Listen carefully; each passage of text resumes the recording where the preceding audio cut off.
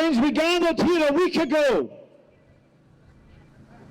and the Israelis had murdered 2,000 people in Gaza. Maybe more, I'm sure it's more. But the number was around 2,000. Today, it's well over 4,000. They're killing 1,000 every 3 days. It's massacre. They cannot reach the fighters to tackle them yet, so they're indiscriminately killing civilians. Over 1,000 children have been murdered, and we can watch them bombing a hospital. They bombed the hospital and killed 500. They warned the hospital beforehand twice that they were going to bomb, and then they bombed. And then they bombed the Christian church in Gaza, which I visited a few years ago, and met some amazing people, part of the Palestinian freedom struggle.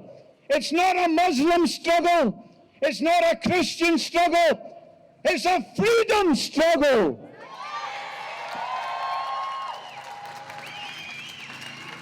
And the Catholic priest there, Father Musalam, he said he was sick, fed up of American Christians coming and asking for stories of Muslim oppression. He said, there's none. He said, Hamas should be afraid of me because they give me their children every day to teach, and I influence them. He said, I'm a believer, I'm a Christian. He said, politically, I'm a Muslim. And by that he meant he was fighting for freedom for the entire Palestinian people. And we are part of that struggle here on the streets of Glasgow today and in weeks to come. There's no ifs, there's no buts. We are part of that struggle, and we should be part of that struggle, and we should fight as if our lives depended on it. Because with Suella Braverman and Rishi Sunak and Sir Keir, Knight of the Realm, our lives do depend on fighting. They are going to make the world an even more dangerous place than Tony Blair did with his invasion of Iraq.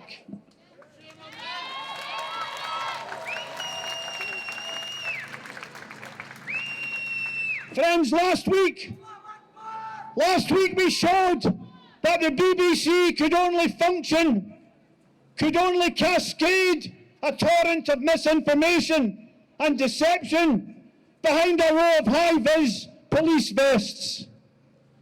We showed our anger, and it was entirely justified. But you know, there's worse than the BBC. The Herald ran a disgusting article yesterday praising the Friends of Israel and damning us as driven by hate. It was disgusting. And friends, I'm sure most of you already know there's something seriously wrong with official Glasgow. Glasgow is twinned with Bethlehem. Bethlehem you're going to sing about, some of you, come Christmas. Glasgow's officially twinned.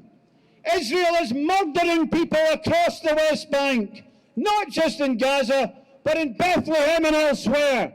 And silence from City Hall, silence from the city chambers, no support, no solidarity, no commiseration, criminal silence, and we have to end that.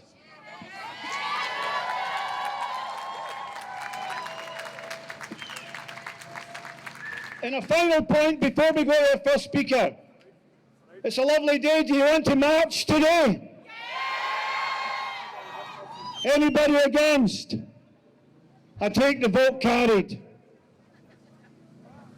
Friends, in the city centre of Glasgow, you are now being surveilled by an Israeli military-grade surveillance system. It's called NICE, and it was piloted on the people of Gaza. It is a cruel and brutal system.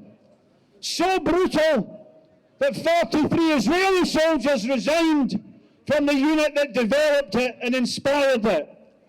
They have facial recognition, and by God, you're living in a city where the police have emotional recognition software. In Glasgow city centre for the last 8 or 9 years, this Israeli product has been used to surveil us. Now, I'm in favour of CCTV cameras looking for lost children, don't get me wrong.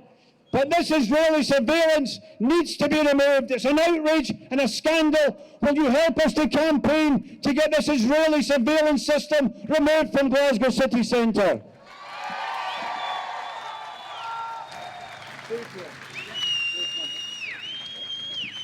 Friends, things have been moving at the cost of great amounts of blood for the Palestinian people. But they are moving, and we'll give them a push.